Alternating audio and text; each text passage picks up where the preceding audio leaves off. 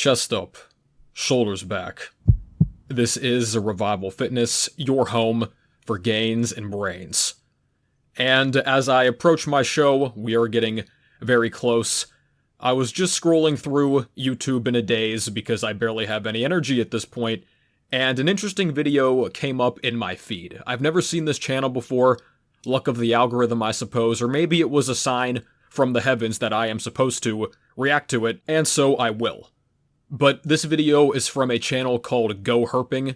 It's called 1 Year of Weightlifting, but Still No Gains. I've never seen his channel before, I have not watched a second of his content, so I may be missing some context overall, but let's react live to this video, because it looks like our boy here is in novice purgatory. If you're new to this channel, that is a concept I termed a few years ago. It basically describes the state that most people in the gym are in. It's called purgatory because you're constantly working and clawing your way to try to escape it, and if you pay your penance and suffer enough, you can get out of novice purgatory, even though most lifters never do, because they simply never find the proper information, and or they don't apply it well. And you can see in this picture here, I don't know how tall this guy is, but right off the bat, I mean, I would be shocked if he weighs any more than 150 pounds, that's probably being generous. He might even be lower than that if he's on the shorter side. So I'm interested to see if he outlines his training plan. I have 6 programs available on my site, linked down below, 3 for novices, 3 for intermediates. Stop wasting time in the gym. I outline everything that you need. This is not just exercises on a sheet, because I used to be in a similar spot a number of years ago. And now I'm here to prevent you from entering the same situation. I've been at this for a while now, and I don't look that different. I kinda had different expectations. But for some reason, I still haven't given up and sold all my stuff yet. I expected my confidence would only increase. Oh, he's got a nice squat rack in the home gym. There we go. Once I saw substantial physical change. But to my surprise, it's not muscle growth that's killing off my insecurity. It's the routine. On weeks I fulfill all the realistic expectations I set for myself, I end up walking around the grocery store that weekend feeling like this. Man, these Giga Chad memes are something else, aren't they? All the while, I still look like this. Oh, he's working for Amazon, working for Domino's. Seems like an honest young man making a living. Love to see it. I guess just knowing I'm putting in the effort and achieving my personal consistency goals, even before it pays off visually, is enough to make me feel good. This goes for emotional confidence too. He's up here cleaning the gutters. I'll tell you what, man. The overall work ethic is really missing from a lot of youth today. I don't know about you guys, but I was cutting the grass at like 9 years old. I was always doing chores. I had a list every single day. That can get pushed overboard by the parents, obviously. But a lot of people out here are dangerously lazy. You gotta get to work from a young age, man. It instills a lot of good in you. When I feel physically accomplished, I don't second guess as many decisions, and I'm overall just less self-critical. I've even been sleeping less. And that might sound bad on the surface, but I'm a huge oversleeper and can easily knock out 10 to 12 hours per night. 10 to 12 hours, geez. People talk about getting 8 hours being optimal. Man, some nights, even if I get to bed at a good time, if I hit just 7, my body will kind of naturally wake up. If you're only getting like 5 hours routinely, because a lot of you guys drink caffeine late in the day, you eat a bunch of sugar, then you sit in your bed and stare at your phone all night, that light hitting your face or playing video games or something, you gotta fix that. But generally, I think if you're getting 7 or so, even 6 potentially if it's very deep sleep, you can make that work. You don't have to strictly only get 8 for optimal health and performance and everything, but more is going to help, broadly speaking. But recently, I've been feeling rested and refreshed after just 8 or 9 hours. And honestly, I can miss 1 or 2 sessions without feeling that different. It's just when I really start to slack and miss 3, 4, or even 5 sessions back to back that the receding kind of starts. I talk to a lot of guys who say that if they miss 1 single session, pretty much their entire day is ruined. In really bad cases, you might have like a mental health spiral that day. You're just frantically like, oh my god, my gym closed. Oh my god, I'm sick, I can't go to the gym, or I'm injured, right? Life is gonna happen, guys. Things are gonna get in the way. If you miss a training session here and there, it's far from the end of the world. But in the same token, if that becomes a habit, especially guys love to do this, they do push-pull legs, brah. I wonder if he does push-pull legs. But they will almost always skip the second leg day of the week. But as I've talked about, a lot of you guys mentally need to accept that you don't have to live in the gym. I talk to guys all the time and they tell me how they're doing 6-7 days a week, and I say, listen man, you don't need to do more than 4 realistically, even 3 is going to be fine if you have a properly programmed routine. And they'll say the same thing over and over. It's, but bro, I feel guilty if I'm not in the gym. And it's like, guilty. They see it as like a flaw. Like, I could be at the gym right now, but I'm not. You're gonna grow whenever you're not training. That's when the actual growth is occurring. Nah, man, there's plenty of other things to do. You could do like he's doing, get work done around the house. You could work on another hobby, or start up a little business, go date your girl. I mean, whatever you're gonna do, bro. But this notion that these young guys have, a lot of them who are entrenched in gym culture, that they just have to be in the gym all the time. First of all, you don't. Second of all, that's not healthy mentally. And third of all, you're probably costing yourself gains because you're too fatigued. I mean, that's a pretty bad trifecta. Contrary to the belief that my monotonous demeanor means I feel no emotion, I hear you, bro. I do get sad and angry and scared. I honestly appreciate that I can feel sad. What, has he got chickens in the back? I'd like to get one of those at some point, like have my own animals. I'm a city boy. By default, I'm not a farm boy. I'd have a lot to learn. And to fix this sad version of sadness, I do this a bunch of times and feel not that sad anymore. You guys have probably seen those memes like, why do you go to the gym so much? So I don't off myself? That's only half joking. Being self-conscious about your body is probably just about the most human experience ever. I first started feeling it around when I hit puberty, as classmates and early viewers on YouTube began to point out just how bony I was, particularly in my arms and elbows and wrists. So for a long time, I almost exclusively wore long sleeves and hoodies, even in the summer. Even in pools or at beaches, I would do what I could to stay mostly covered. It just made me more comfortable, and letting myself be seen shirtless anywhere was kind of rare for about a decade. I just made a recent video, guys, the body dysmorphia test. I talk about a lot of this stuff, and I've talked about it in the past as well. The body dysmorphia out here, and consequently there are eating disorders too that go with this. We commonly think of these things as only for girls. Plenty of young guys are in the same boat now, and social media, of course, has really exacerbated that. And I'm still plenty bony today, but this simple confidence boost through lifting, even before seeing the kind of transformation I imagined, has helped me actually start to appreciate seeing myself and my spindly appendages. So after about 9 months of lifting now, there's still not that much weight on my bar relative to others. I do want to continue exceeding my current physical abilities and see those numbers increase, but it's not to say I'm missing out on physical payoff. That is good. That is a very healthy mindset. There has been a substantial decrease in the daily physical discomfort that I often didn't even realize I was experiencing. My upper traps had always gotten incredibly sore from endurance-based exercise like walking and running. As a kid, we went to Disney World, and the miles of exploring the park required a lot of breaks for me to sit down and rub my shoulders, and it continued all through my teens and into my 20s. As recently as a year ago, as an Amazon delivery driver, I'd have to rest after shifts for the same reason, and often just massage my shoulders between stops because they would just get so sore and so painful. Well, yeah, especially you do work like this, man. Oh yeah, getting in the gym is going to make this not only easier in the moment, but the recovery aspect too is not going to be as taxing. But in reality, your back is hurting so much because it's weak, and you're not going to improve that weakness if you're not going to get better at weightlifting. I mean, weight training is the most surefire, most progressively trackable form of strengthening not only the low back, but any area of the body that we have. Now, I'm not a doctor. Always listen to your doctor. I'm just a gym bro. Have to give that precursor here. But as of today, it seems I've almost completely resolved this pain by, I assume, training my upper back. When I first started really trying to get stronger, I was deadlifting 65 pounds. Oh, 65 pounds. And I did so for about 2 weeks. Now this is about half of what your average beginner male should be deadlifting. Now I use the word should very loosely, since comparing yourself to others isn't necessarily all that valuable when it comes to lifting weights. However, it does help add context to this video, being that I'm pretty weak. But as of today, and after months of effort, I do the same 3 sets of 6 deadlifts each, but now with 155 pounds. Now he could obviously be doing more. It seems like he has some prior health issues that get in the way of things. But what brings me even more joy from this exercise, along with other exercises that have helped stabilize me, like shoulder shrugs and overhead presses, is my upper back has now been strengthened enough to eliminate one of the largest bottlenecks that had been inhibiting me from doing other things I wanted to do.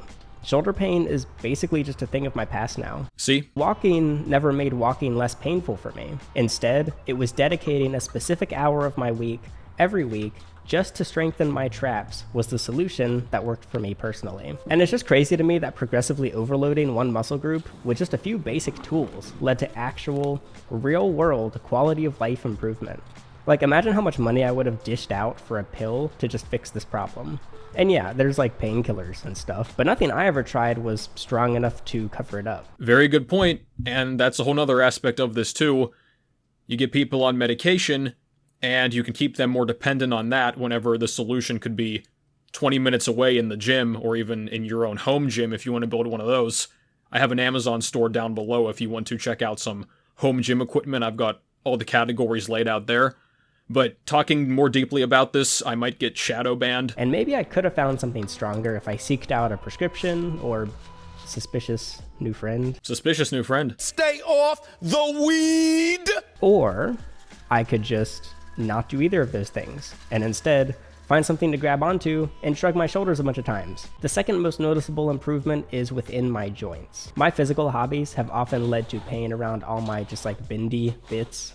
I love my one wheel, but balancing on the board was killing my ankles. For a couple of years, I had to stretch and rest about every 15 to 20 minutes or so. But a few months into lifting, I took the board to one of my regular trails, and I was able to ride for nearly an hour with only mild discomfort. I felt much more stable on my feet, and I think my balance had improved as well. He improved his balance without a Bosu ball? I used to fall off my one wheel about once per ride, but I haven't actually taken a tumble all year so far. Now, I'm sure that's also simply due to getting better at one-wheeling, but there has been a substantial jump in skill in the past few months compared to the first couple years of one-wheeling. I feel like this is a pretty good endorsement for strength training. Even while actually lifting, I had unexpected pain.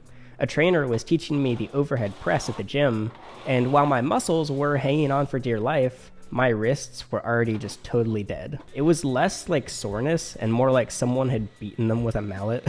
Yeah, it was very common. A lot of the time, something as simple as just gripping weights and doing basic movement patterns for somebody that is untrained, especially in a case like this. I would assume this guy doesn't have much prior athletic experience. I could be wrong. At least nothing really formal or high-end. But you get somebody that is underweight, and if they've been like that for a lot of their life or previous medical issues, I mean, they could have underdeveloped cartilage and tendons and joints too. I told my trainer what was up and asked for advice, and he double-checked my form and even looked at my wrists just to make sure I wasn't causing actual injury. But ultimately, he just said, yeah, your wrists are just really weak. It'll go away as you get stronger. Your joint pain and tendon pain can also be worse based on your current diet. If you're eating a lot of processed food, stuff that is very inflammatory, there are certain things that affect certain people. Maybe you have a bad reaction to dairy or gluten or some other thing.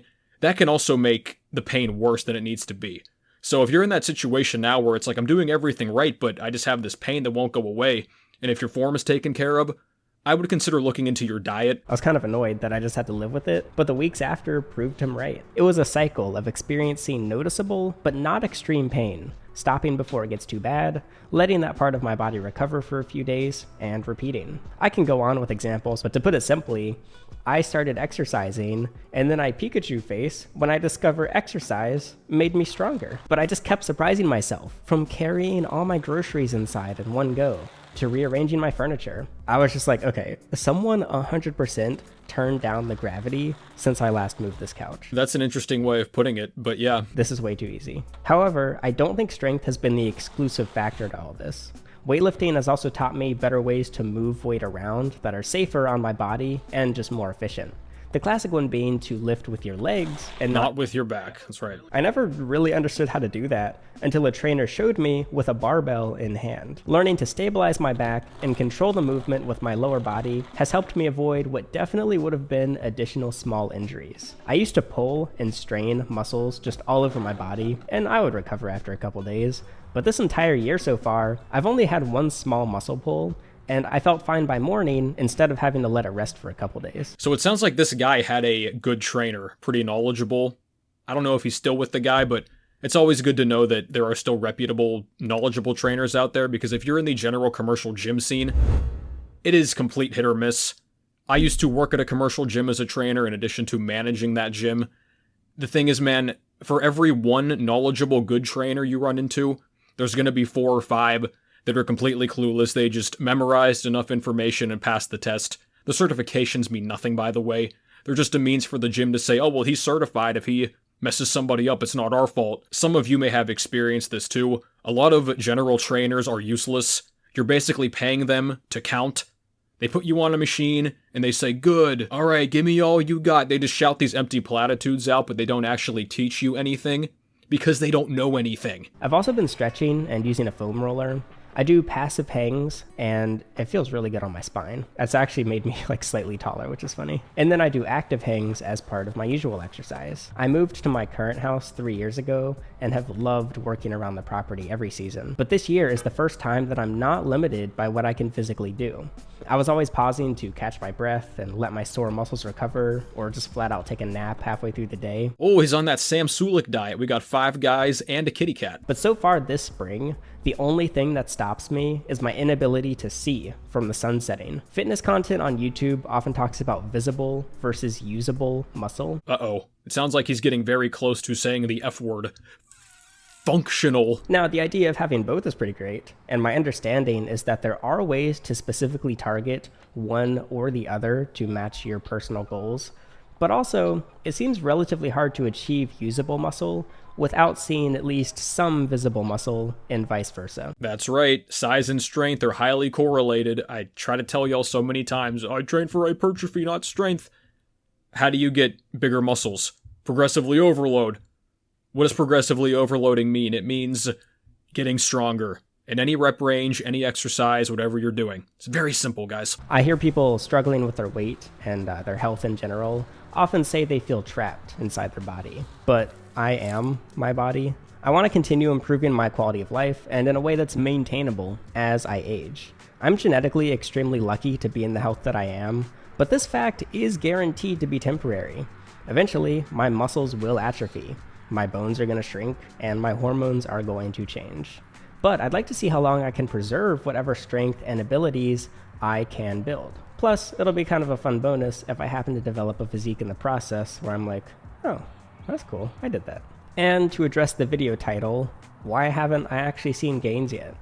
Well, in reality, this is slightly clickbaity because I have already seen some physical change in my personal side-to-side comparisons. It's just been kind of slow. My guess would be that it's the combination of my less than ideal diet, inconsistency during a few of the months that I have been exercising, or simply me having unrealistic expectations. Maybe muscle growth is just slower than I imagined. It is slower than what a lot of people have come to expect, thanks to the fitness influencer craze and all these people lying about their situation.